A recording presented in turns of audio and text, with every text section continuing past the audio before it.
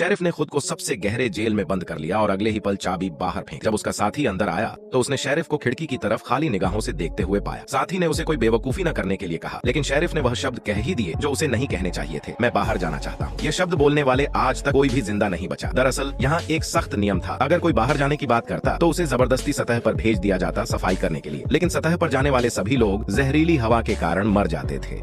फिर भी शेरिफ ने बिना किसी हिचकिचाहट के वह निषिद्ध शब्द कह दिए, क्योंकि 3 साल पहले उसकी पत्नी की रहस्यमयी मौत हुई थी। उस दिन उसकी पत्नी ने रेस्तरां में चिल्लाकर कहा था कि बाहरी दुनिया खूबसूरत है, जहाँ चिड़ियों की चहचहाहट और हरियाली है, लेकिन स्क्रीन पर दिखाए गए खंडहरों को सरकार ने जानबूझकर बदला था ताकि लोग इस भूमिगत कैद में ही रहें और कभी बाहर जाने का विचार न करें। लेकिन जब किसी ने उसकी पत्नी की बातों पर ध्यान नहीं दिया तो उसने जोर से कहा, I want to go out. चूंकि वह शेरिफ की पत्नी थी, उसे खुद उसे बाहर भेजना पड़ा। पूरा शहर लाइव प्रसारण के जरिए एली को बाहर जाते देख रहा था। एली ने बाहर जाकर कैमरे पर जमी धूल को ऊन के टुकड़े से साफ किया और खुश हुई कि बाहर की दुनिया सच में रहने लायक है। लेकिन कुछ ही कदम चलने के बाद वह गिर पड़ी और मर गई। लोगों की उम्मीदें एक बार फिर टूट गईं। लेकिन सिर्फ शेरिफ जानता था कि एली ने मरने से पहले कहा था, अगर बाहर की दुनिया रहने लायक हुई तो मैं कैमरा साफ करूंगी। इसलिए उसकी मौत के पीछे कोई और साजिश थी। सच्चाई जानने के लिए शेरिफ ने भी बाहर जाने की मांग कर दी। महापौर ने उसे एक सुरक्षा सूट पहनाया और बाहर भेज दिया। जैसे ही शेरिफ ने लंबी सीढ़ियां पार कर सतह पर कदम रखा, वह दृश्य देखकर चौंक गया। दुनिया सच में सुंदर थी। एली की बात सच थी। आसमान में पक्षी उड़ रहे थे, हर तरफ हरियाली थी। वह दौड़कर कैमरे के पास गया और उसे साफ किया ताकि सभी लोग सच देख सकें। लेकिन भूमिगत बंकर में रहने वालों ने स्क्रीन पर एक अलग ही तस्वीर देखी, एक उजड़ा हुआ जहरीला खंडहर। लोग यही समझते रहे कि शेरिफ भी वहीं देख रहा है। जैसे जैसे शेरिफ अपनी पत्नी के शव के पास गया, उसे भी चक्कर आने लगा। उसने सोचा कि असली जहर शायद उसके खुद के सुरक्षा सूट में था। उसने अपना हेलमेट उतार दिया, लेकिन तब तक बहुत देर हो चुकी थी। उसका शरीर कमजोर हो चुका था और कुछ ही पल में वह एली के पास गिर पड़ा। बाहर रहने की उम्मीद एक बार फिर खत्म हो गई। लेकिन सिर्फ एक महिला को शक हुआ, शेरिफ ने मरने से पहले हेलमेट क्यों उतारा। एक दिन पहले उसने शेरिफ को एक गुप्त सुरंग में ले जाकर एक दीवार दिखाई थी, जिस पर अजीबोगरीब चित्र और संदेश लिखे थे। वे एक बड़े खुदाई करने वाले मशीन के पास पहुंचे, जिसे पहले लोगों ने सीमेंट से ढक दिया था। वहां से उन्हें एक हार्ड ड्राइव मिली, जिसमें असली बाहरी दुनिया के वीडियो और एली के लिखे हुए नोट्स थे। शेरिफ इसे नष्ट करना चाहता था, लेकिन उसकी साथी ने गुस्से में कहा, अगर तुमने एली की बात सुनी होती तो शायद वह जिंदा होती। ये सुनकर शेरिफ का गुस्सा फूट पड़ा, लेकिन उसने उससे कहा कि वह इस राज को छिपा कर रखे, क्योंकि अगर प्रबंधन को पता चला तो उन्हें मौत की सजा दे दी जाएगी। बाद में शेरिफ के निर्वासित होने की खबर आई। उसकी साथी वापस उसी सुरंग में गई, क्योंकि उसने शेरिफ से एक सच छुपाया था। उस सुरंग के नीचे एक और रास्ता था, लेकिन वहाँ नीचे पानी भरा हुआ था। हालांकि वह अपने डर को नजरअंदाज कर रस्सी बांधकर नीचे उतरने लगी। अंधेरे में उसकी हेडलाइट गिर गई, लेकिन वह आगे बढ़ती रही। इसी दौरान बंकर का जनरेटर खराब हो गया। वह तुरंत लौट कर आई और देखा कि एक प्रशिक्षु उसे ठीक करने जा रहा था। उसने रोका, लेकिन वह मानने के बजाय उसे मुक्का मारकर गिरा दिया। जनरेटर ठीक होने के बाद उसके वरिष्ठ अधिकारी ने उसे डांटा कि वह शराब पीकर सोई रही और काम पर नहीं आई। लेकिन उसने एक गंभीर बात कही, जनरेटर में बहुत गंभीर समस्या है, इसे बंद करना ही होगा। लेकिन वरिष्ठ अधिकारी ने इनकार कर दिया, क्योंकि बंकर के इतिहास में जनरेटर कभी बंद नहीं किया गया था। अगर जनरेटर 5 मिनट के लिए भी बंद हुआ तो बंकर में रहने वाले हजारों लोग घबरा जाएंगे।